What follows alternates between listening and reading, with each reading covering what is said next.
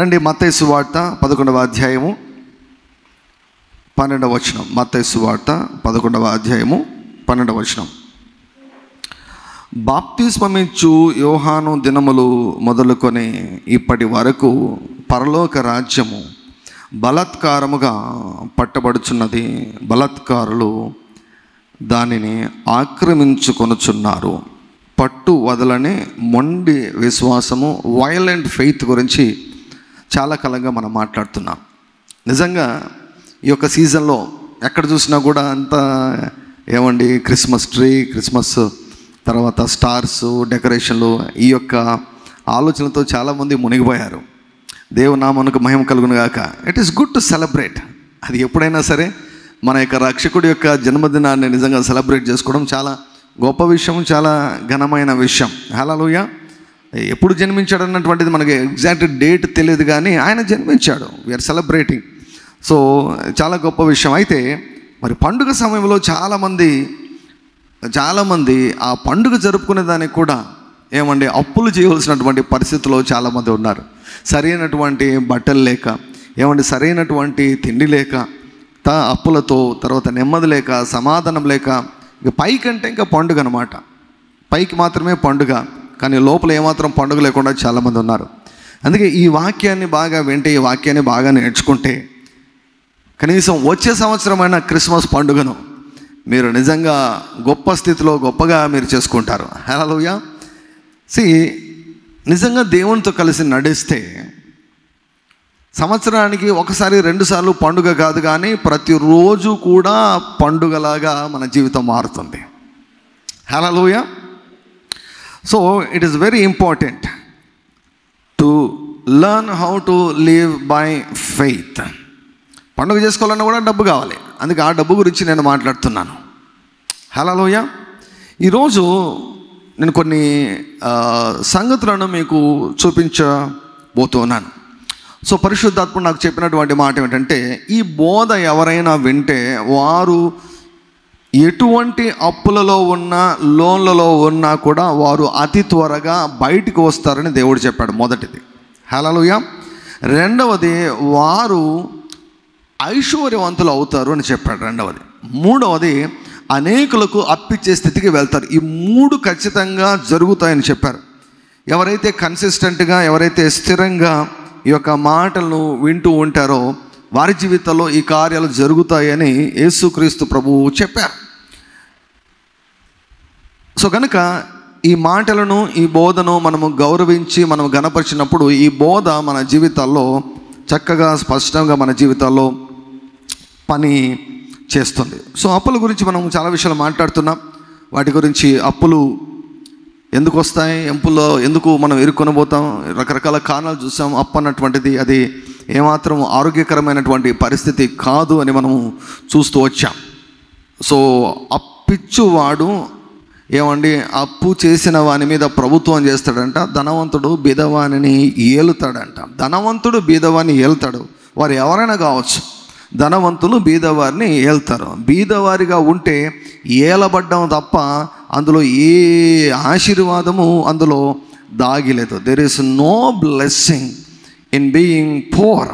మనము పేదరికంలో ఉండడంలో ఎటువంటి ఆశీర్వాదం కూడా లేదండి. It is not at all divinity.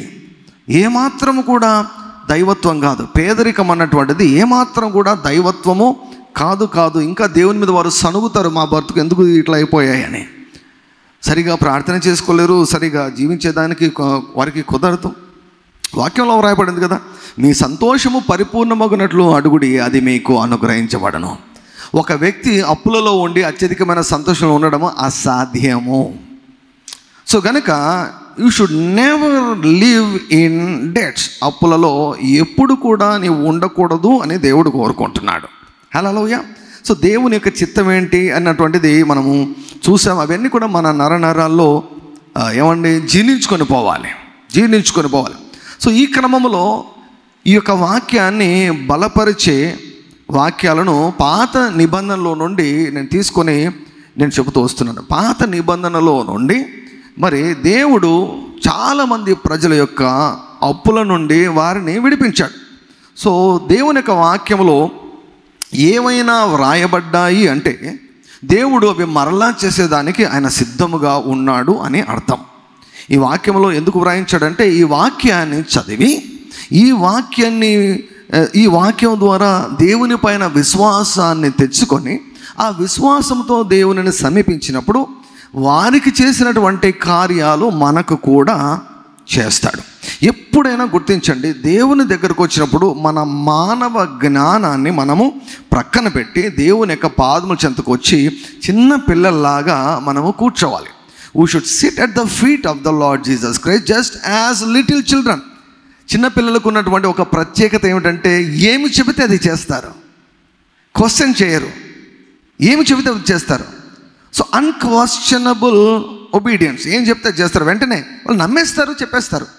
So అక్కడ చిన్నపిల్లలాగా మనం అయిపోవాలి. అందుకే వాక్యంలో రాయబడింది కదా, నీ స్వబుద్ధి పైన నీవు ఆధారపడక నీ ప్రవర్తన అంతటి యందు ఏమండి ఆయన ప్రభుత్వానికి నీవు ఒప్పుకొనుము, అంగీకరించుము, అప్పుడు ఆయన నీ త్రోవలను సరళము చేయను. హల్లెలూయా. కాబట్టి when ever you come in to the presence of God, when ever you go in to the presence of God, ఒక సంఘానికి వచ్చినప్పుడు కానీ లేకపోతే ప్రార్థన గదిలోనికి వెళ్ళినప్పుడు కానీ మన సొంత జ్ఞానం అంతా ప్రక్కన పెట్టి మనం తెచ్చుకున్న మనం సంపాదించుకున్న జ్ఞానాన్ని అంతా ప్రక్కన పెట్టి యేసయ్యా you teach me, I want to hear, నీవు నాకు బోధించండి, నేను వినాలనుకుంటున్నానని కూర్చున్నప్పుడు ప్రతి విధమైన అడ్డంకులన్నీ తొలగిపోతాయి. దేవుడు స్పష్టంగా సూటిగా ఏమండి సుత్తి లేకుండా ఆయన స్పష్టంగా మాట్లాడతాడు. ఆయన మాట్లాడితే జీవితాలు మారిపోతాయి, ఆయన మాట్లాడితే పరిస్థితులు తారుమారైపోతాయి, ఆయన వేలు పెట్టాడు అంటే పరిస్థితులు తారుమారైపోతాయి. సో ఈరోజు నేను చెప్పబోయే వాక్యం కూడా ప్రియులారా, మీ యొక్క ఒకవేళ మీరు ఏమైనా వినుండొచ్చు ఇంతకు మునుపు బోధలు, అవన్నీ కూడా జస్ట్ ప్రక్కన పెట్టి సింపుల్గా ప్రభుతో చెప్పండి, ప్రభువా I'm ready to receive the word of God. నీ వాక్యాన్ని నేను వినేదానికి అంగీకరించేదానికి సిద్ధంగా ఉన్నానయ్యా. I'm ready to hear the word of God. నీవు ఎట్లా చెప్తే నా ఆలోచన విధాన్ని అలా నేను మలుచుకుంటానయ్యా అని నువ్వు చెప్పినప్పుడు పరిశుద్ధాత్ముడు నీతో నేరుగా స్పష్టంగా నీతో మాట్లాడతాడు. హల్లెలూయా. ఒకవేళ ఈరోజు నేను చెప్పబోయే ప్రసంగాన్ని ఎప్పుడు నువ్వు వినలేదేమో, ఒకవేళ ఈ యాంగిల్లో నువ్వెప్పుడు కూడా గమనించలేదేమో, అయితే దేవుడు అసలు ఆ వాక్యం యొక్క అర్థం, ఆ వాక్యాన్ని ఎందుకు వ్రాయించాడో ఈరోజు నీకు మినిస్టర్ చేయబోతున్నాడు. ఇటువంటివి బైబిల్ గ్రంథంలో ఉన్నాయా అంటే నిజంగా చాలా ఆశ్చర్యమవుతుంది. ఎందుకు మన జ్ఞానాన్ని మనం ప్రక్కన పెట్టాలి అంటే దేవుని వాక్యంలో వ్రాయబడింది. చూద్దాం ఒకసారి యెషయా గ్రంథము 55వ అధ్యాయం, యెషయా గ్రంథము 55వ అధ్యాయము 8వ వచనం, 8, 9. నా తలంపులు మీ తలంపుల వంటివి కావు, మీ త్రోవలు నా త్రోవల వంటివి కావు, ఇదే యెహోవా వాక్కు. ఆకాశములు భూమికి పైన ఎంత ఎత్తుగా ఉన్నవో మీ మార్గముల కంటే నా మార్గములు, మీ తలంపుల కంటే నా తలంపులు అంత ఎత్తుగా ఉన్నవి. ఎందుకు మన జ్ఞానాన్ని ప్రక్కన పెట్టాలి, మన ఆలోచన విధానాన్ని ప్రక్కన పెట్టాలి, మన మైండ్ సెట్ను ఎందుకు ప్రక్కన పెట్టి యేసయ్య సన్నిధిలో ఖాళీగా కూర్చోవాలంటే దేవుడు అంటున్నాడు, my thoughts are not your thoughts. నీ గురించి నువ్వు ఏం ఆలోచిస్తున్నావో my thoughts are totally different. నీ ఆలోచనలు వేరు, నా ఆలోచనలు వేరు అంటున్నారు. సో రెండింటికి క్లాష్ అవుతుంది. కాబట్టి నీ ఆలోచన ప్రక్కన పెట్టాలి, మన ఆలోచన ప్రక్కన పెట్టాలి. మన త్రోవలు అంటే మార్గాలు, ఎంచుకునే మార్గాలు, వెళ్ళే మార్గాలు, ఎంచుకునే పద్ధతి, వీటన్నిటి కూడా ప్రొసీజర్స్, ఇవన్నీ కూడా ప్రక్కన పెట్టాలంట. ప్రక్కన పెట్టి ఆయన సన్నిధిలో కూర్చుంటే, ప్రభువా I want your thoughts, I want to see your ways. మోషే అంటాడు ఆయన మార్గం అంట సముద్రంలో ఉందంట, సముద్రంలో ఉందంట ఆయన మార్గం. సముద్రం నీళ్ళపైన మార్గం కనిపిస్తుందా? కనిపించదు కదా. కానీ ఆయన మార్గం సముద్రంలో ఉందంట. ఆత్మీయ నేత్రాలు తెరబడితే సముద్రంలో రోడ్డు కనిపిస్తుంది. ఎడారిలో త్రోవను ఆయన కలుగజేస్తాడు, ఆ త్రోవ కూడా మనకు కనిపిస్తుంది. So we need to set aside our thoughts, our thinking, the learn to things. మనం నేర్చుకున్నవి, ఎక్కడెక్కడ చిన్నప్పటి నుంచి నేర్చుకున్నవి, మన తల్లిదండ్రుల ద్వారా కావచ్చు, మనం వెళ్తున్నటువంటి సంఘములు కావచ్చు, లేకపోతే సమాజంలో కావచ్చు, రకరకాల అభిప్రాయాలు మన యొక్క మనసులో కరుడు కట్టి ఉంటాయన్నమాట. సో అవి దేవుని యొక్క ఆలోచనతో ఏకీభవించినప్పుడు మనం ఏం చేయాలంటే ఆ ఆలోచనను ప్రక్కన పెట్టాలి. ఎందుకంటే ఆయన తలంపులు మన తలంపుల వంటివి కావు, ఆయన త్రోవలు మన త్రోవల వంటివి కావు, అవి చాలా ఉన్నతమైనవి.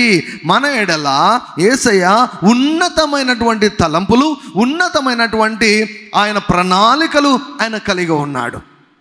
God has a plan for your finances. నీ యొక్క ఆర్థికపరమైనటువంటి విషయాల గురించి దేవునికి ఒక ప్రణాళిక ఉంది. నీ మనసుకు, నీ మేధస్సుకు అది అర్థం కాకపోవచ్చు. అర్థం కాకున్నా పర్వాలేదు, లోబడితే ఫలితాలు వస్తాయి. యెషయా గ్రంథం 1:19 నాకు చాలా ఇష్టమైన భాగం. మీరు సమ్మతించి నా మాట వినిన ఎడల భూమి యొక్క మంచి పదార్థములను అనుభవిస్తారు. మీరు సమ్మతించి మాట విని ఎడల ఫస్ట్ ఇష్టపడాలి, కోరుకోవాలి. ప్రభువా, నాకు ₹1 కూడా అప్పు ఉండకూడదు, నాకు ₹1 కూడా లోన్ ఉండకూడదు. దేవా, ప్రతి నెల నాకు ఈఎంఐ మెసేజ్లు నాకు రాకూడదు, నేను అప్పుల్లో ఉండకూడదు. అప్పు అన్నటువంటిది అది ఒక దయ్యం లాంటిది, అది ఒక అపవాది లాంటిది, అది ఒక చెర, అది ఒక అవమానకరమైనటువంటి పరిస్థితి. We should never ever land into debts or loans.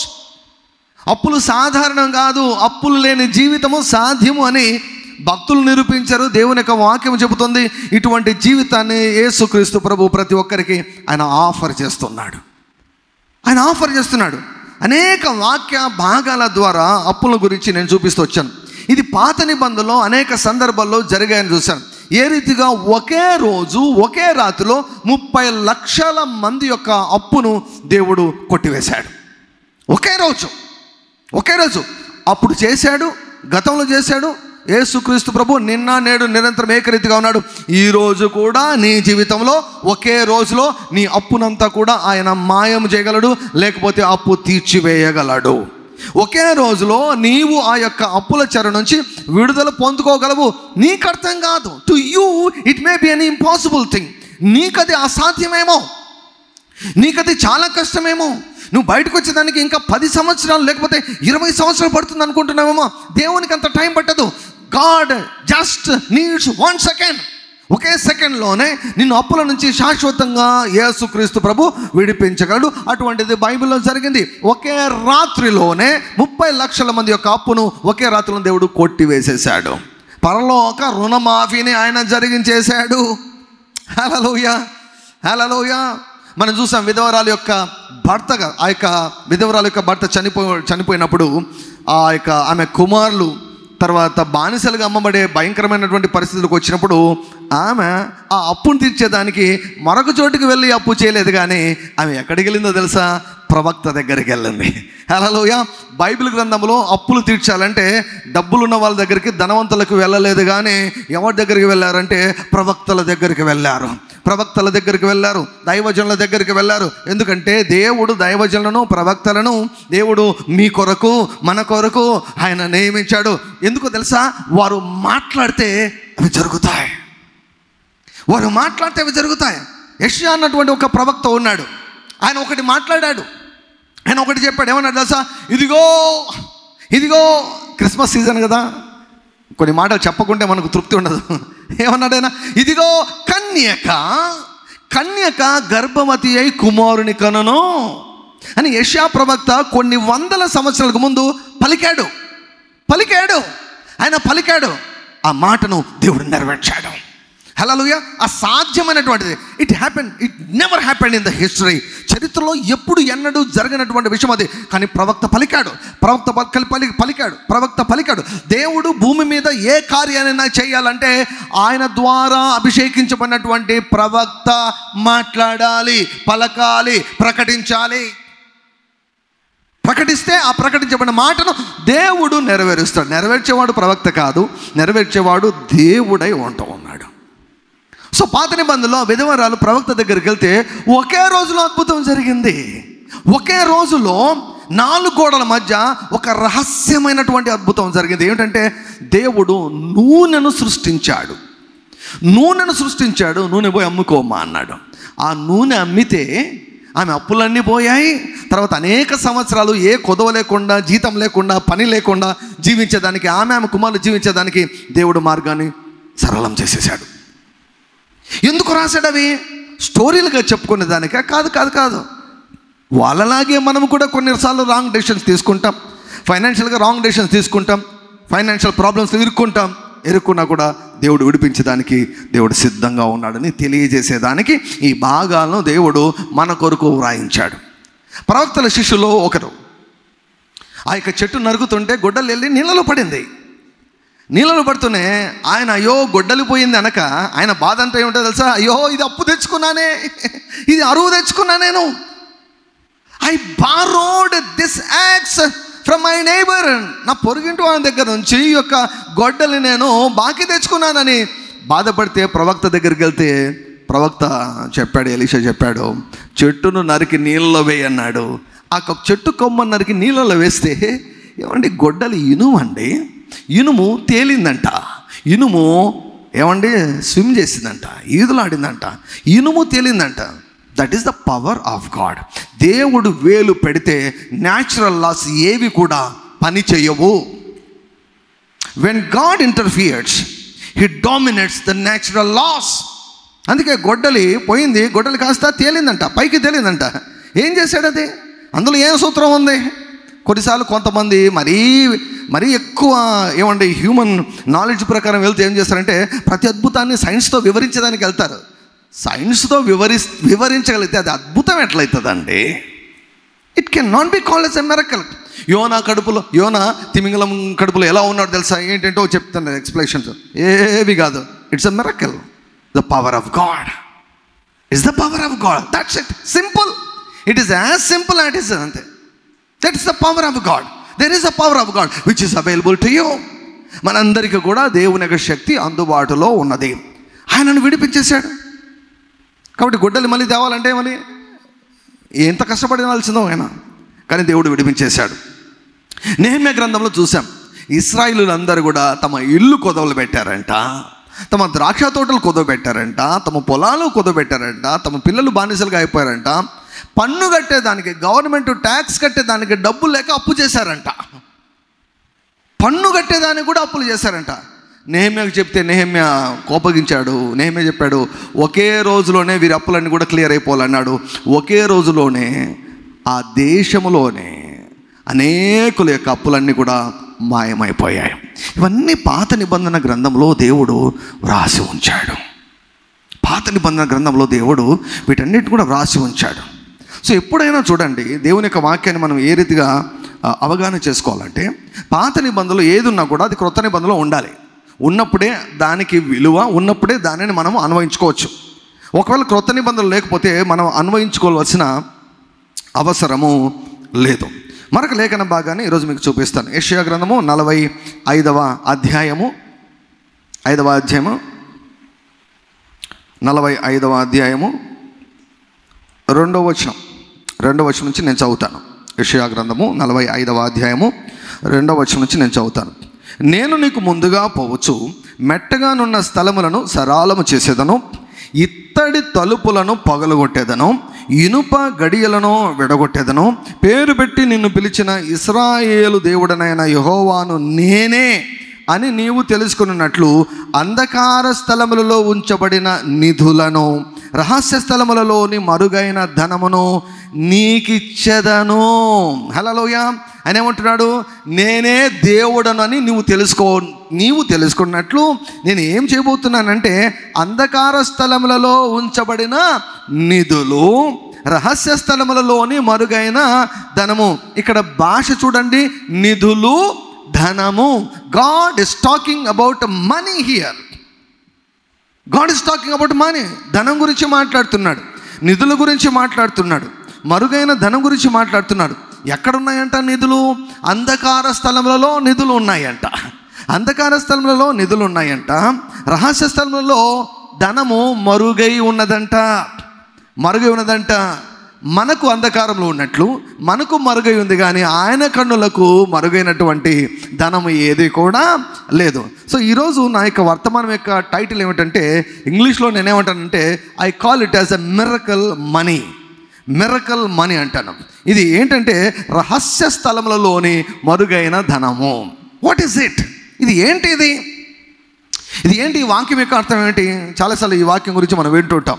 దేవుడు అంటున్నాడు, నేను నిధులను నీకు ఇస్తాను, నేను మరుగైన ధనాన్ని ఇస్తాను. అప్పుడు నీ చేతులకి ధనాన్ని పెట్టినప్పుడు అప్పుడు నేను దేవుడనే ఉంటానని నువ్వు తెలుసుకుంటావు అంటున్నాడు. God wants to do certain financial miracles. తలనొప్పి పోవడం కాదు, గుంటి వారి యొక్క కళ్ళు తెరవబడ్డం మాత్రమే కాదు, దేవుడు ఆర్థికపరమైన అద్భుతాలు చేసే దేవుడు అయి ఉంటున్నాడు. వాటి గురించి ఎక్కువగా చెప్పమని దేవుడు నాకు చెప్పాడు. హల్లెలూయా. ఎవరైతే వింటారో, ఎవరైతే నమ్ముతారో, ఎవరైతే ఫాలో అవుతారో, ప్రాక్టీస్ చేస్తారో, వారి జీవితాల్లో ఫైనాన్షియల్ మిరకల్స్, ఫైనాన్షియల్ ఫ్రీడమ్, ఆర్థికపరమైనటువంటి అద్భుతాలను వారు పొందుకొనబోతున్నారు. రహస్య స్థలములలోని మరుగైన ధనము. మనం పాత నిబంధనలో మనము సూపర్ న్యాచురల్ డెట్ క్యాన్సిలేషన్, పరలోక రుణమాఫీ గ్రాడ్యువల్గా జరగలేదు, ఒకే రోజు జరిగింది. ఇన్ సింగిల్ డే ఒకే రోజు జరిగింది. అద్భుతాలు అన్నీ కూడా ఒకే రోజు జరిగాయి, గ్రాడ్యువల్గా జరగలేదు. గ్రాడ్యువల్ కూడా జరుగుతాయి కానీ ఒకే రోజు జరిగింది.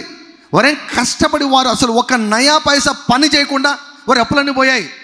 నయా పైసా పని చేయకుండా అప్పులన్నీ పోయాయి. బైబిల్లో వ్రాయబడిన మాట నేను చెబుతున్నాను.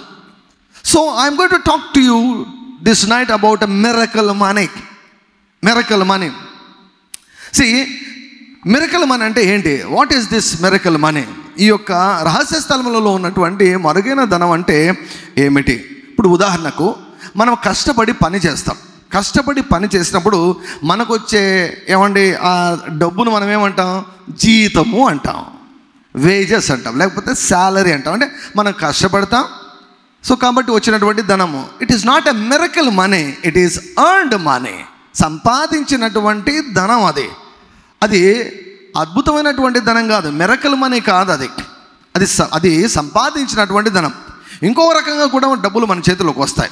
ఏ రకంగా వస్తాయి? మన పితరులు, మన పూర్వీకులు బాగా ఆస్తిని అంతా కూడా సంపాదించి వారు చనిపోయారనుకోండి, వారి ఆస్తి మనకు ఆటోమేటిక్గా మనకు వచ్చేస్తుంది. అది ఇన్హెరిటెడ్ ఆస్తి అంటాం. స్వాస్థ్యముగా వచ్చే ఆస్తి, పిత్రార్జితము కదా, వంశపారపర్యంగా వచ్చే ధనం. అది ఇన్హెరిటెడ్ మనీ అంటాం. Inherited money, earned money, inherited money, ఈ రకంగా ఉన్నాయి. కానీ there is what is called miracle money. Miracle money. So ఈరోజు నేను ఆ మిరకల్ మనీ గురించి నన్ను మాట్లాడతాను. అంటే నువ్వేదో పని చేస్తే వచ్చే డబ్బు కాదు ఇది, లేకపోతే నీ పితలు ఏదో చనిపోవడం వల్ల వచ్చే డబ్బు కాదు, కానీ దేవుడు నీకు ఇచ్చే డబ్బు ఇది. Hallelujah. It is the money given by God. ఇక్కడ ఏమంటున్నాడు?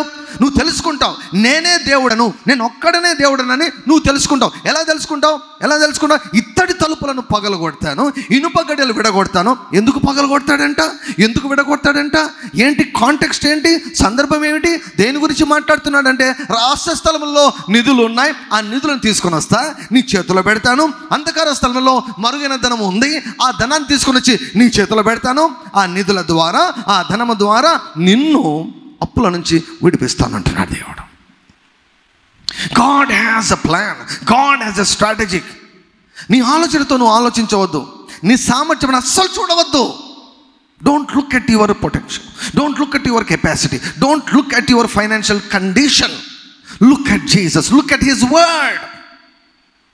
సో ఇటువంటిది బైబిల్లో ఒక చోట జరిగింది, అది క్రొత్త నిబంధనలో జరిగింది. సో క్రొత్త నిబంధనలోకి ఇప్పుడు వద్దాం. ఇంతవరకు పాత నిబంధనలు మనం చూసాం. క్రొత్త నిబంధనలో మిరకల్ మనీ గురించి చూద్దాం. దేవుడు వ్రాయించినటువంటి ఒక అద్భుతమైనటువంటి మాట. మత్తయి సువార్త 17వ అధ్యాయం. మత్తయి సువార్త 17వ అధ్యాయము 24వ వచనం నుండి 27వ వచనం వరకు నేను చదువుతాను. మత్తయి సువార్త 17వ అధ్యాయము 24 నుండి 27 వరకు. ఏంటి రహస్య స్థలంలో ఉన్నటువంటి ఆ యొక్క మరుగైన ధనం అంటే ఏమిటి? 24 వచనం నుంచి, వారు కపెర్నహూమునకు వచ్చినప్పుడు అరషకేలు అను పన్ను వసూలు చేయువారు పేతురు నొద్దకు వచ్చి, మీ బోధకుడు ఈ అరషకేలు చెల్లింపడా అని అడుగగా, చెల్లించును అనెను. 25వ వచనం, అతడు ఇంటిలోనికి వచ్చి మాటలాడక మునుపే యేసు ఆ సంగతి ఎత్తి, సీమోనా, నీకేమి తోచుచున్నది? భూరాజులు సుంకమును పన్నును ఎవరి యొద్ద వసూలు చేయుదురు? కుమారుల యొద్దనా అన్యుల యొద్దనా అని అడిగెను. అతడు అన్యుల యొద్దనే అని చెప్పగా, అలాగైతే కుమారులు స్వతంత్రులే. యేసుక్రీస్తు ప్రభుల వారి యొక్క జీవితంలో ఒక రోజు వచ్చింది. ఆ రోజు ఏమైందంటే, ఈ పన్నులు ట్యాక్స్ వసూలు చేసేవారు కదా, మన ఇంటి పన్ను కట్టించుకునే దానికి మున్సిపాలిటీ వాళ్ళు, కార్పొరేషన్ వాళ్ళు కొన్నిసార్లు నోటీస్ పంపిస్తారు. మనం స్పందించలేదనుకోండి, ఇంటి దగ్గరికి వస్తారు. ఫస్ట్ నోటీసు పంపిస్తారు, మనం స్పందించడం లేదనుకోండి, ఏదో కారణం బట్టి మనం డిలే చేసామనుకోండి, ఇంటి దగ్గరికి వస్తారు. ఇంటి దగ్గర వచ్చి గుర్తు చేస్తారు, ఫోన్లలో గుర్తు చేస్తారు. ఇప్పుడు వాలంటీర్స్ ఉన్నారు కదా, ఆ వాలంటీర్స్ గుర్తు చేస్తారు, వారు కట్టించుకుంటారు. సో అలా యేసుక్రీస్తు ప్రభు యొక్క జీవితంలో ఒక రోజు వచ్చింది. ఆ రోజు బయట పేతురు ఉన్నాడు. బయట పేతురు ఉంటే పేతురు దగ్గరికి వచ్చి ఈ పన్ను వసూలు చేసే వ్యక్తి ఏమన్నాడు తెలుసా? ఏం బా మీ బోధకుడు డబ్బులు ఎగరగొడుతున్నాడు అన్నాడు.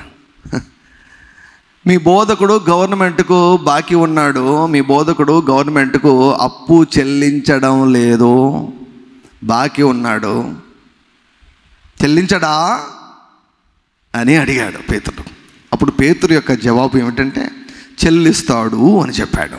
హల్లెలూయా. అంటే ఈ వాక్యంలో మనకి ఏం కనిపిస్తుంది అంటే యేసుక్రీస్తు ప్రభు ఆ గవర్నమెంట్కు, ప్రభుత్వానికి డబ్బు చెల్లించాల్సి వచ్చింది కాబట్టి ఆ డబ్బు చెల్లించేదానికి ఆయన చేతిలో డబ్బులు లేవు. పోనీ యూదా ఇస్కరియోతు ఉన్నాడంటే యూదా ఇస్కరియోతు అక్కడ ఇంటిలో లేడు, మనోడు ఎక్కడో ఉన్నాడు. ఒకవేళ ఈ తరములో అయి ఉంటే సెల్ ఫోన్లో ఉండేవేమో, ఖచ్చితంగా యేసుప్రభు ఉండేట మాత్రం ఖచ్చితంగా సెల్ ఫోన్ వాడినవాడు. 12 మందికి 12 సెల్ ఫోన్లు ఇచ్చినవాడు. కాబట్టి వెంటనే యూదా ఇస్కరియోతుకు ఫోన్ చేసి యూదా డబ్బులు కట్టాలి, పన్ను కట్టాలి, ట్యాక్స్ కట్టమని చెప్పాను కదా, కట్టలేదా అంటే యూదా మామూలుగా దొంగ పనులు చేస్తున్నాడు కదా, ఏదో ఒకటి చెప్పాడు. లేకపోతే పిలిచి పోయి కట్టరా పో. ఎందుకు యూదా అంటే యూదా దగ్గర డబ్బు సంచి ఎంత కూడా ఉండేదంతా యూదా దగ్గరనే, డబ్బులన్నీ యూదా దగ్గర ఉంటాయి. యూదా లేడు, టైంకు యూదా లేడు, మరి ఎక్కడికి పోయాడో తెలియదు. అక్కడ only Jesus and Peter were there. యేసు ప్రభు పేతురు మాత్రమే ఉన్నారు అక్కడ. పేతురు దగ్గరకు వచ్చి అడిగాడు, మీ బోధకుడు అంట. ఎవరండి? ఏమండి? పేతురుకు బోధకుడా? యేసయ్య. అందరికి బోధకుడా? అందరి కొరకు వచ్చాడు. ఎంత సర్కాస్టిక్గా చూడండి, ఆ మాట చూడండి, ఆ మాట తీరు చూడండి. మీ బోధకుడు ఇట్లా మాట్లాడుతుంటారు, మీ నాయన, మీ అమ్మ, మీ పాస్టరు, వీళ్ళంతా అసలు చాలా ఏమంటే లో స్టాండర్డ్ పీపుల్ అండి, చిల్లర జాతికి సంబంధించినటువంటి వారు. మీ పాస్టరు, మీ బోధకుడు. యేసుప్రభు వచ్చింది వాళ్ళ కొరకు. ఆ అరశకులు పన్ను వసూలు చేసేవాడి కొరకు కూడా చనిపోయాడు, వాడి పాపాలు కూడా భరించాడు. వాడంటాడు మీ బోధకుడు. ఎంత సర్కాస్టిక్గా చూడండి. అంతే ప్రియులారా, మీరు ఎవరికైనా బాకీ ఉన్నారంటే వాళ్ళు మామూలుగా మాట్లాడరు, మర్యాదగా మాట్లాడరు, మర్యాద ఇవ్వరు. అందుకే ఎప్పుడు కూడా అప్పులు ఉండకూడదు, ₹1 అప్పులు ఉండకూడదు. ఎప్పుడు చెప్తాను కదా, అప్పు చేయవద్దు, అప్పు ఇప్పించవద్దు, అప్పు ఇయ్యవద్దు. అప్పు చేయవద్దు, అప్పు ఇప్పించవద్దు. Surety, guarantee no. బైబిల్ ఒప్పుకోదు, దేవుడు ఒప్పుకోడు. నువ్వు ఎన్ని చెప్పినా కూడా దేవుడు ఒప్పుకోడు. అప్పు ఇవ్వద్దు, దానం కావాలంటే చెయ్యి. అప్పు ఇవ్వద్దు. అప్పు ఇచ్చావా డబ్బులు పోతాయి, మనుషులు పోతారు. ఎందుకంటే మనం చివరి దినాల్లో ఉన్నాం. తిమోతికి రాస్తే ఏమంటారు తెలుసా? అంత్యకాలమున అపాయకరమైన కాలములు వచ్చును. కాలం అంటే రోజులు చెడ్డవి కాదు, మనుషులు చెడ్డవారు అయిపోతున్నారు, మనుషులు స్వార్థపరులు అయిపోతున్నారు.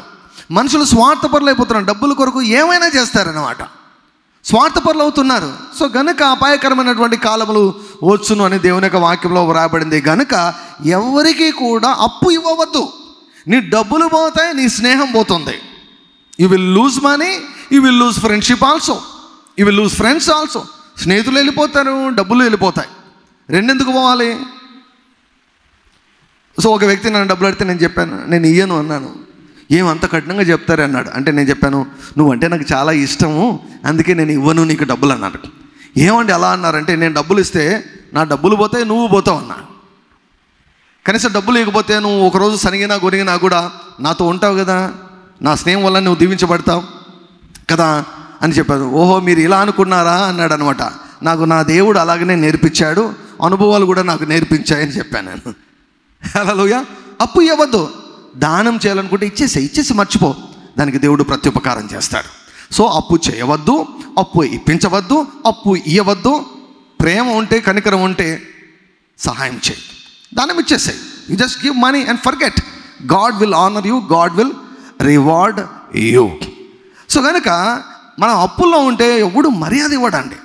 అప్పులో ఉంటే మాత్రం ఎవరు మర్యాద ఇవ్వరు. ఇక్కడ చూడండి, మీ బోధకుడు కట్టాడా, పన్ను చెల్లించడా అంటే పేతురు కొంచెం హర్ట్ అయ్యాడు. ఇంకా బోధకునికి చెప్పేదానికి వచ్చాడు, యేసయ్యతో మాట్లాడడానికి. ఎంటర్ అవుతుండగానే ఏమంటే అందరి హృదయంలో ఎరిగినటువంటి యేసయ్య, ఆయన అందరి హృదయంలో ఎరిగినటువంటి యేసయ్య ఏమన్నాడు తెలుసా? సిమోనా నీకేం వచ్చినది? నాకు అర్థమైపోయింది నువ్వు ఏం విన్నావో. వాడొచ్చి ఏం మొరిగాడో నాకు అర్థమైంది.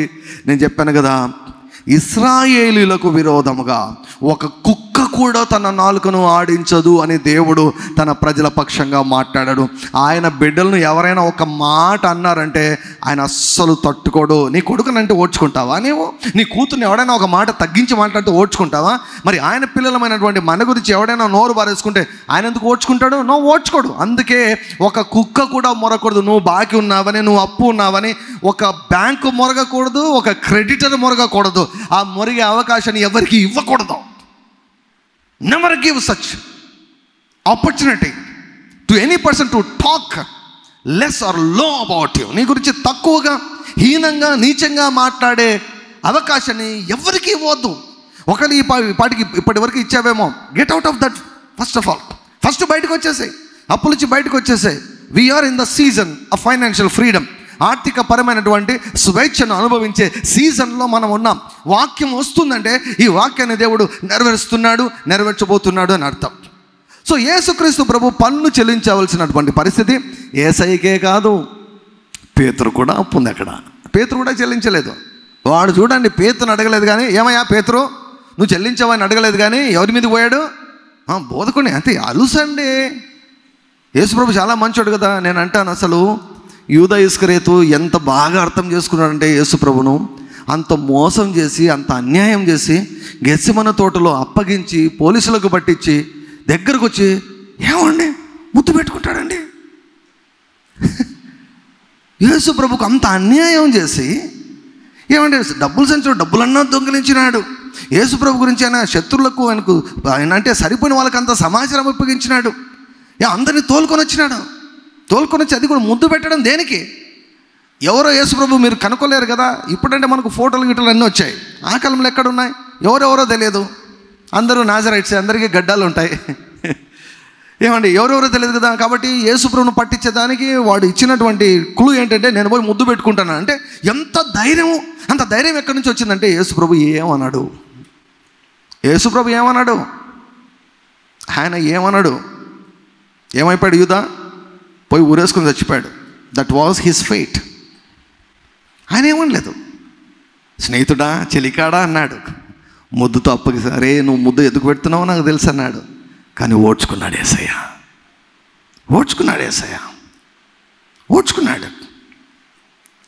సో యేసుక్రీస్తు ప్రభు డబ్బులు కట్టవలసి వచ్చింది. He knows everyone, he knows every person. ప్రతి ఒక్కరి గురించి తెలుసు. పేతురుని అడిగాడు, ఎవరయ్యా కట్టాల్సింది పన్ను? అంత సన్ ఆఫ్ గాడ్. వెండి నాదే అంటాడు, బంగారు నాదే అంటాడు. ఆయన ఏందండి వాళ్ళకి కట్టాల్సింది? కుమారులా లేకపోతే అన్యులా అంటే పేతురు అంటాడు, అన్యులే ప్రభువా. కుమారులు ఎందుకు కట్టాలి అంటే, కుమారులు స్వతంత్రులే అన్నాడు. పేతురు కూడా పొంది. యేసుప్రభు అంటే ఎంత అలుసో చూడండి. యూదా ఇస్కరియోతు కలిసే, తర్వాత ఆ పన్ను వసూలు చేసేవాడికి కలిసే, మీ బోధకుడు కట్టాడా? ఎంత సర్కాస్టిక్గా ఉంది చూడండి ఆ మాట, ఎంత సర్కాస్టిక్గా ఉంది. అప్పు ఇచ్చిన ఎవడైనా అట్లే మాట్లాడతాడు. అప్పు ఇచ్చిన వాడు ఎవరైనా అట్లే మాట్లాడతారు. నువ్వు ఎవరికైనా బాకీ పన్నావు అంటే ఎవరైనా అట్లే మాట్లాడతారు. దాన్ని నేనేమంటానంటే మొరగడం అంటాను. ఒక కుక్క కూడా మొరగకూడదు. మొరగేదానికి ఎవరికి అవకాశం ఇవ్వద్దండి. ప్రభు అన్నాడు, వీడి నోరు ముయించాలంటే ఒక పని చేద్దాం అన్నాడు. పేతురుతో ఏం చెప్పాడంటే, ఒక పని చేద్దాం అన్నాడు. యూదా ఇస్కరియోతు మనోడు లేడాయా, వాడు డబ్బు సంచి తీసుకుని ఏమేమో చేసుకుంటూ పోతున్నాడు. No one was there. అక్కడ యేసు ప్రభు దగ్గర ఎవరు లేరు. ఆ అరశకేలు డబ్బులు ఉంటే వెంటనే ఇచ్చేసేవాడు. Jesus did not have money at that point of time. ఆ సమయంలో యేసయ్య ఇంటిలో లేకపోతే బీరువాలో డబ్బులు లేవు. పోనీ పేతురు పోయి మీ అత్తని అడిగి డబ్బులు ఇప్పించుకొని రాపో, పోయి కట్టు అని కూడా చెప్పలేదు. పేతురు ఎట్లా చేద్దాం, ఏం చేద్దాం చెప్పు, కలిసి ప్రార్థన చేద్దామా, మొక్కలేసి ప్రార్థన చేద్దామా, ఉపవాస ప్రార్థన చేద్దామా, ఇవన్నీ కూడా మాట్లాడలేదు ప్రభు. ఏడ్చలేదు, గీ పెట్టలేదు,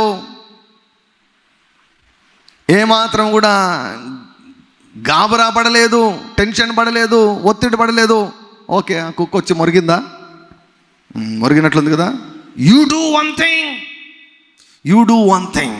వన్ థింగ్ పేతురు, నువ్వు ఒక పని చెయ్యి అన్నాడు. చూడండి 17వ అధ్యాయము పేతురుకు ఒక మార్గాన్ని చూపుతూ ఉన్నాడు, ఒక మార్గాన్ని చూపుతున్నాడు. 27 వచనం, అయినను మనము వారికి అభ్యంతరము కలుగజేయకుండానట్లు నీవు ఇక్కడ బ్యాంక్ దగ్గరికి వెళ్ళి అని అంటే బాగుండేది, బజాజ్ ఫైనాన్స్ కంపెనీ దగ్గరికి వెళ్ళు అంటే బాగుండేది, లేకపోతే పలాని రాజకీయ నాయకుని దగ్గరికి వెళ్ళు అంటే బాగుండేది, పలాని మంత్రి దగ్గరికి వెళ్ళు అంటే బాగుండేది, మీ అమ్మ దగ్గరికి వెళ్ళంటే బాగుండేది, మీ నాన్న దగ్గరికి వెళ్ళి ఇప్పించుకొని రాపు అంటే బాగుండేది, లేకపోతే మీ అత్తను అడుగు, మీ మామను అడుగు, లేకపోతే ఆ స్నేహితుని దగ్గరికి పోయి ఇప్పించుకుంటా అంటే బాగుండేది. నేను బాగు చేశాను కదా, యాయూరు కుమార్తెను బాగు చనిపోయిందని లేపాను కదా, పోయి యాయూరుని అడుగు పోయి ఇస్తాడు, నా వల్ల అంత మేలు పొందాడు కదా, పోయి ఇస్తాడు, పోయి ఇప్పించుకోండి పో. నో, ఇట్లాంటివి చాలామంది పాస్టర్లు చేస్తారు కానీ యేసయ్య చేయడు అలా. యేసయ్య చేయడు. యేసయ్యమన్నాడు, ఎక్కడికి పోమన్నాడు అండి? సముద్రం దగ్గరికి పోమన్నాడు. డబ్బులు అవసరమైతే ఎక్కడికి వెళ్ళమంటున్నాడు? గో టు ద సీ, సముద్రం దగ్గరికి వెళ్ళమంటున్నాడు. అందుకే నేను చెప్పాను, in the beginning it self I made it very clear. ప్రారంభంలో నేను చెప్పాను, నీ ఆలోచన ప్రక్కన పెట్టాలి. దేవుని యొక్క సన్నిధిలోనికి వచ్చినప్పుడు నీ ఆలోచన నువ్వు ప్రక్కన పెట్టాలి. నీ ఆలోచన ప్రక్కన పెట్టకుంటే, ప్రభువా నువ్వు పరలోకంలో ఉండిపోయి బాగా దివారాత్రములు ఆరాధించబడి భూమి మీద సంగతులన్నీ మర్చిపోయినట్లున్నావు ప్రభువా. డబ్బులు కావాలంటే సముద్రం లేకపోతావు అంటే ఏంటి నాయన?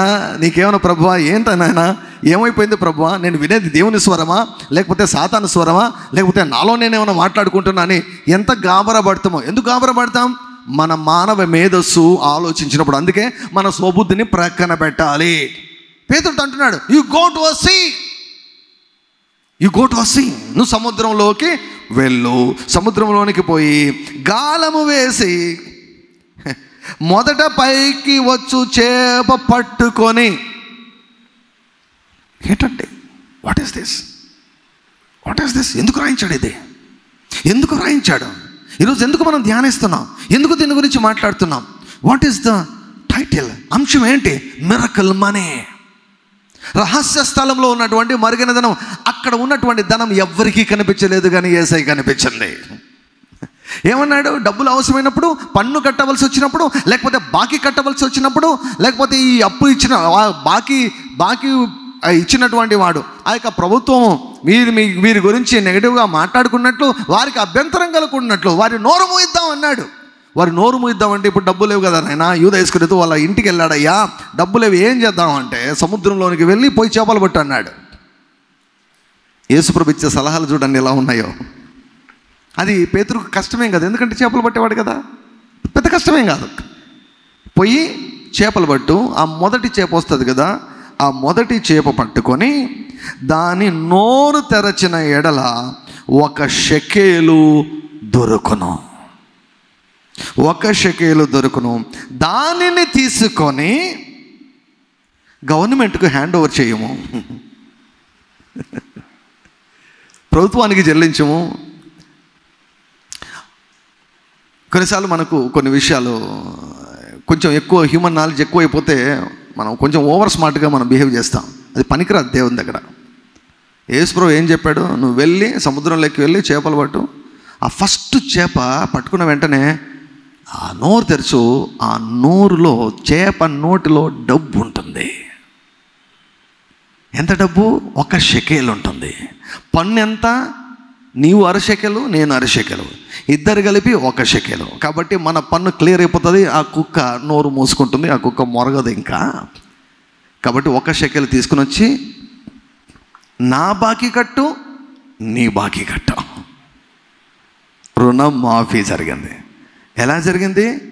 పని చేస్తే వచ్చిన డబ్బు కాదు ఇది, తల్లిదండ్రుల పిత్రార్జితము కాదు ఇది, దొంగిలించిన సొమ్ము కాదు, అడుక్కున్న సొమ్ము కూడా కాదు. సముద్రములో 1 చేప నోటిలో ఉన్నటువంటి డబ్బులు యేసయ్యకి కనిపించాయి. హల్లెలూయా. అంతవరకు తెలియలేదు. పరిశుద్ధాత్ముడు ఆ ఇత్తడి తలుపులను పగలగొట్టాడు, ఇనుప గడులు విడగొట్టాడు, కనిపించింది. పేతురుతో చెప్పాడు, Peter go to the ocean, catch the fish, open the mouth of the first fish, you will find the money there. అక్కడ డబ్బులు దొరుకుతుంది. ఆ డబ్బులు తీసుకొని వెళ్ళిపోయి చెల్లించి వాళ్ళు నోరు మూసేయి అన్నాడు. హల్లెలూయా, హల్లెలూయా. ఎక్కడైనా డబ్బు దొరికితే మనం వెంటనే ఏమని ఆలోచిస్తాం? ఎవరికొకరికి అప్పగించాలని ఆలోచిస్తాం. ఈ లెక్క ప్రకారం ఇక్కడ మాట్లాడితే అసలు ఆ డబ్బు ఎవరిది? అందుకే ఓవర్ ఆలోచించాల్సిన అవసరం లేదు. పరిశుద్ధాత్ముడు ఒకటి చూపించినప్పుడు, ఒకటి ఇచ్చినప్పుడు ఇక నువ్వు ఏమాత్రం అసలు నో న్యాచురల్ లాస్ వాటన్నిటిని ప్రక్కన పెట్టేస్తారు. నేను చెప్పాను కదా, ఇది తాడిపత్రిలో ఇది జరిగింది. ఇటువంటిది తాడిపత్రిలో జరిగింది. మా యొక్క సంఘస్థుడు దారిలో వెళ్తున్నాడు. ఆయనకి చాలా డబ్బులు అవసరం ఉంది. ఈ బోధ విన్నాడు కాబట్టి లోపల విశ్వాసం వచ్చేసింది. దానిలో నడుస్తున్నాడు. పరిశుద్ధాత్ముడు ఇలా ఎడం పక్కకి వెళ్ళు అన్నాడు. పొలంలోకి ఎడం పక్కకి వెళ్ళు అన్నాడు. ఎడం పక్కకి ఏముంది నైనా? పొలంలో ఖాళీ పొలం, ఇది రోడ్డు, మెయిన్ రోడ్డు, ఇది పొలం ఉంది ప్రభు అంటే ఎడం పక్కకి వెళ్ళాడు. కొన్ని అడుగులు ముందుకేస్తే 2,000 రూపాయల నోటు ఉంది. ఇప్పుడు కాదు, ఇప్పుడంటే చెల్లవు గిల్లవు అని ఇది వచ్చింది కదా, ఒక వార్త వచ్చింది కదా. కాదు, ఇది ఫ్యూ ఇయర్స్ బ్యాక్, కొన్ని సంవత్సరాల క్రితం 2,000 రూపాయల నోటు ముళ్ళుకు తగులుకొని ఉందంట. అక్కడ పొలంలో 2,000 రూపాయలు నోటు, ఎవ్వరూ లేనటువంటి ప్లేస్. అది తీసుకొని చూస్తే ఒరిజినల్ నోటు, దొంగ నోటు కూడా కాదు, ప్లాస్టిక్ నోటు కూడా, ఒరిజినల్ నోటు. చాలా సంతోషించాడు, చాలా ఆనందించాడు. పరిశుద్ధాత్ముడు ఇంకా కొంచెం ముందుకెళ్ళన్నాడంట. అక్కడ నుంచి ఇంకా కొంచెం ముందుకు అడుగులేస్తే అక్కడ ఇంకొక 2,000 రూపాయలు. ఆ రోజు నిజంగా if I'm not wrong 6,000 rupees, 6,000 రూపాయలు. మా యొక్క సంఘస్థుడు, ఎక్కడో జరిగింది కాదు ఇది, మా చర్చిలో జరిగింది, మా ఊర్లో తాడిపత్రిలో జరిగింది. ఇది తాడిపత్రి పొలాల్లో జరిగింది. ఎలను రోడ్డులో ఇట్లా వెళ్తుంటే దేవుని స్వరం విన్నప్పుడు దగ్గర ఆ డబ్బు సంపాదించుకున్న డబ్బుతో వాళ్ళ కుమారుడికో కూతురుకో సెల్ ఫోన్ కావాలంటే సెల్ ఫోన్ తీసి ఇచ్చాడు డబ్బుతో. మిరకల్ మనీ, దేవుడిచ్చినటువంటి డబ్బు. దేవుడిచ్చినటువంటి డబ్బు అది అంధకారంలో ఉంటుంది. ఎంతవరకు? నీకు తెలియనంత వరకు అంధకారం, నీకు తెలియనంత వరకు అదే రహస్య ధనం, రహస్య స్థలంలో ఉన్నటువంటి నిధులు, రహస్య స్థలంలో ఉన్నటువంటి మరుగైన ధనాన్ని నీకు ఇస్తాను అంటే అర్థం ఏంటంటే, ఇప్పుడు ఆ వ్యక్తి ఏమంటాడు, ప్రభువా ఇది నీవిచ్చావు నాయనా అంటాడు. అవునా కదా? చెప్పిన ఒక దైవజనుడు కారు ఈఎంఐ కట్టాలంట.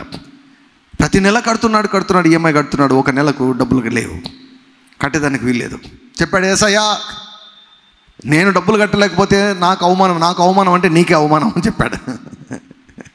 నాకు మాట పోయిందంటే నీకు మాట పోయినట్లే, ప్రభువా నీవే సప్లై చేయాలా. My God shall supply all my needs according to his riches in glory by Christ Jesus అనే దేవుని యొక్క వాక్యాన్ని విడుదలేసి పడుకుంటే పొద్దున morning, I'm not telling cock and bull stories, కథలు చెప్పడం లేదు నేను, మిరకల్ మనీ బైబిల్ ఇది రాశాడంటే ఇటువంటివి జరుగుతూ ఉన్నాయి.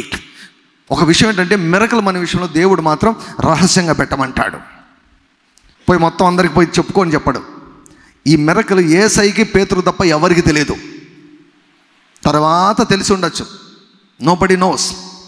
ఇంటిలో ఆయిల్ను దేవుడు సృష్టించినప్పుడు ఆ విధవరాలకి, వారి పిల్లలకు, ఎలీషాకు తప్ప ఇంకెవరికి తెలియదు. ఆర్థికపరమైనటువంటి అద్భుతాలు you need to keep them secret. కొన్ని అద్భుతాల విషయంలో యేసయ్య ఏమంటాడు, ఎవరికి చెప్పొద్దు అంటాడు. ప్రతిదీ సాక్ష్యం కాదు, ప్రతిదీ సాక్ష్యం చెప్పకూడదు. ఏది చెప్పాలో తెలియాలి, ఏది చెప్పకూడదో తెలియాలి. ప్రజలు అపార్థం చేసుకుంటారు కొన్నిసార్లు. People can easily misunderstand with human thinking, they don't understand God properly. కాబట్టి ఫైనాన్షియల్ మిరకల్స్ చాలాసార్లు సీక్రెట్గా పెట్టుకోవాలి. హల్లెలూయా.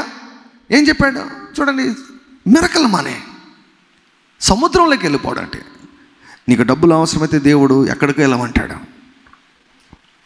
ఆ దైవజనుడు పడుకొని హాల్లోకి వచ్చే లోపల హాల్ నిండా డాలర్లు పడి ఉన్నాయంట. డాలర్లన్నీ కలెక్ట్ చేసి ఎంచితే ఖచ్చితంగా ఈఎంఐ ఎంత కట్టాలో అంత డబ్బులు ఉన్నాయి. వితండవాదులు ఉంటారు, ఆ డబ్బు ఎవరిది, ఎవరు తీసుకొని వచ్చారు, ఎవరు వేసింటారు. ఇవన్నీ new sense non sense fellows అన్నమాట. అంటే ఇది ఎక్కువైతే ఏమండి, ఈ తలగా ఎక్కువైపోతే, ఈ బ్రెయిన్ ఎక్కువైపోతే దేవుని యొక్క మార్గాలు అర్థం కావు. దేవుని యొక్క మార్గాలు. Who is the owner of money? Who is the owner of silver and gold? ఎవరు? వెండి ఎవరిదండి? అట్ లాస్ట్ ఫైనల్లీ ఎవరు? Who is the owner? ఏ బ్యాంకులో డబ్బులు ఉన్నా కూడా ఫైనల్గా ఎవరిది? ఆయన ఇష్టం అండి. ప్రతి బంగారం ఆయనదే. ఎవరి మెడలో ఉన్నా కూడా ఫైనల్గా ఆయనదే. ఎవరి చేతిలో బంగారం ఉన్నా కూడా ఫైనల్గా ఆయనదే. He is the owner. ఆయన మారుస్తాడు, ఆయన ఇష్టం అది. నా డబ్బు నా ఇష్టం అంటాడు, నా బంగారం నా ఇష్టం అంటాడు. He is the owner. మనం జస్ట్ ఏమండి, మనం చూసుకుంటున్నాం అంతే. తాత్కాలికంగా అనుభవించేదానికి దేవుడు ఇస్తున్నాడు మనకంతే. కాబట్టి ఫైనల్గా డబ్బు ఎవరిదంటే ఆయనది. మనీ బిలాంగ్స్ టు ఆ ఒక షెకెల్ ఎవరిదంటే ఫైనల్గా దేవుంది. అది ఎవరు పోగొట్టుకున్నారో, మరి ఎప్పుడు పోగొట్టుకున్నారో, చేప ఎప్పుడు తీసుకునిందో ప్రియులారా, ఇవన్నీ చూసా మానవ మేధస్సుకు అందవు. ఇవి మానవ మేధస్సుకు అందదు. ఒకసారి ఒక దైవజనునికి డబ్బులు అవసరమైతే దేవుడు ఏం చెప్పాడు తెలుసా? పలాని షాపింగ్ కాంప్లెక్స్కి వెళ్ళన్నాడట. షాపింగ్ కాంప్లెక్స్కి వెళ్ళి ఏం చేయాలి నాయనా, నా జోబులో చిల్లిగా కూడా లేదంటే నువ్వు వెళ్ళు అన్నాడంట. షాపింగ్ కాంప్లెక్స్కి ఎగిలాడు. నేను వచ్చాను, ఏం చేయాలంటే పలాని చోట అక్కడ నిలబడి ఉండు అన్నాడంట. Just to stand there, just to stand there, just నిలబడి ఉండు అన్నాడు. నిలబడి ఉన్నాడు. అందుకే చిన్నపిల్లలాగా కావాలి దేవుని యొక్క సన్నిధిలో, లేకపోతే చాలా ఆశీర్వాదాలు పోగొట్టుకుంటాం, మిస్ అవుతాం. దేవుడు అర్థం కాడు. ఆశీర్వాదాలు పోగొట్టుకుంటాం, దేవుడు అర్థం కాడు. ఇదే జీవితం అని మనం అనుకుంటాం, రాజీ పడినటువంటి జీవితాలు జీవిస్తూ ఉంటాం. నిలబడుకున్నాడు. కొన్ని నిమిషాల్లోనే ఒక వ్యక్తి వచ్చి దేవుడు నాకు ఇది నీకు ఇమ్మన్నాడు అని చెప్పేసి $10,000 చేతిలో పెట్టేసి వెళ్ళిపోయాడు. ఎవరో ఆయన తెలియదు. $10,000, $10,000 పెట్టిపోయాడు. ఏంటిదంటే రహస్య స్థలంలో ఉన్నటువంటి మరుగైనటువంటి ధనం. ఆ వ్యక్తికి ఏం చెప్పింటాడు దేవుడు? ఒక దైవజనుడు వస్తాడు, పలానా షాపింగ్ కాంప్లెక్స్కి వస్తాడు, అక్కడ నిలబడి ఉంటాడు, పోయి మటసంగా పోయి 10,000 ఇచ్చిరా అని చెప్పింటాడు. చూసారా దేవుడు ఎలా ఆర్కెస్ట్రేట్ చేస్తాడు? This is a super natural life. If your life is not super natural life, your life is not at all a Christian life. నీ యొక్క జీవితము మానవాతీతమైనటువంటి జీవితం కాకుంటే అసలు క్రైస్తవ జీవితమే కాదు. నీ జీవితానికి అన్యుల జీవితానికి తేడా ఉండాలండి. జీవం కలిగినటువంటి దేవుని సేవించే మనకు ఇతరులకు ఖచ్చితంగా తేడా ఉండాలి. సో మిరకల్ మనీ ద్వారా దేవుడు ఆ రోజు యేసుక్రీస్తు ప్రభువును, నజరేడైన యేసును ప్లస్ పేతును ఇద్దరిని అప్పుల నుంచి విడిపించేశాడు, బాక్యం నుంచి విడిపించేశాడు. మరొకసారి ఒక కుక్క మొరగకుండా ఏమండి అప్పు చెల్లించేదానికి దేవుడు ద్వారం తెరిచేశాడు. హల్లెలూయా. సో ఇది ఎందుకు రాయించాడు దేవుడు అంటే ఈరోజు కూడా అటువంటి కార్యాలు దేవుడు చేస్తాడు అని మనకు తెలియజేసే దాని కొరకు రాశాడు. Jesus is enough my dear friends. సరిపోతాడు మనకు యేసు ప్రభు, ఆయన కృప సరిపోతుంది. ఎన్ని కోట్ల పున్న కూడా దేవుడు నిన్ను విడిపించగలడు. అది కూడా ఒకే రోజులోనే విడిపించగలడు. ఏమండి పేతురు కష్టపడ్డా? కొన్నిసార్లు అంటారు ఉచితానికి అలవాటు కాకూడదండి. దేవుడు ఎప్పుడు కూడా సోమరితనాన్ని ఎప్పుడు కూడా ఏమండి ఎంకరేజ్ చేయడు. సోమరివైనా చెడ్డదాసుడా అంటాడు. సోమరివైనా చెడ్డదాసుడు ఎప్పుడు ఎంకరేజ్ చేయడు. కానీ కొన్ని సందర్భాల్లో నువ్వు ఒక్క నయా పైసా పని చేయకుండానే దేవుడు డబ్బు నీ చేతిలో పెట్టి నిన్ను బయటికి తీసుకుని వస్తాడు. హల్లెలూయా. We call it as a miracle money. It's not an earned money. It's not an inherited money. It's not a stolen money. It is a miracle money. It's a miracle money. Jesus Christ is same yesterday, today and forever. యేసుక్రీస్తు ప్రభు నిన్న నేడు నిరంతరం ఏకరీతిగా ఉన్నాడు. Even today God is working out miracles. ఈ వాక్యం నీ దగ్గరకు వచ్చిందంటే if you believe this word you will see the hand of God in your finances. దేవునికి కావాల్సినంత ఒకటి ఏంటంటే నీవు అప్పుల్లో ఉండకూడదు. నీవు అప్పులు చేయవలసినటువంటి దుస్థితిలోనికి వెళ్ళకూడదు. అప్పులు చేయవలసినటువంటి పరిస్థితిలోనికి వెళ్ళకూడదు. ఫైనాన్షియల్గా రాంగ్ డెసిషన్స్ ఎప్పుడు కూడా నీవు తీసుకోకూడదు. 10 మందికి ఇచ్చే స్థితిలో నువ్వు ఉండాలి. క్రొత్తది వచ్చినా కూడా పాతది ఇంకా మిగిలి ఉండాలి. అవసరానికి మించి ఇచ్చే దేవుడు యేసుక్రీస్తు ప్రభు. అవసరానికి మించి ఇచ్చే దేవుడు, సమృద్ధినిచ్చే దేవుడు. ఎందుకు జన్మించాడండి క్రిస్మస్ నాడు? అని అన్నాడు దొంగతనానికి, హత్యకు, నాశనానికి తప్ప మరి దేనికి రాడు. నేనైతే గొర్రెలకు జీవం ఇచ్చేదానికి, సమృద్ధిగా ఇచ్చేదానికి నేను వచ్చాను అన్నాడు. దేవుని నామమునకు మహిమ కలుగునగాక. హల్లెలూయా. ఆనాడు పేతురు యొక్క అప్పును కట్టినటువంటి యేసయ్య ఈరోజు నీ యొక్క అప్పును కూడా దేవుడు కట్టగలడు. నీ బాకీని కూడా కట్టగలడు. హల్లెలూయా. ఎటువంటి ధనంతో మిరకల్ మనీ. నీ డబ్బు ఎక్కడుందో తెలుసుకోవాలనుకుంటున్నావా? ఆయన సన్నిధిలో కూర్చో. యేసయ్యా నా అప్పును తీర్చగలిగే డబ్బు ఎక్కడుందయ్యా, నాకు చూపించయ్యా.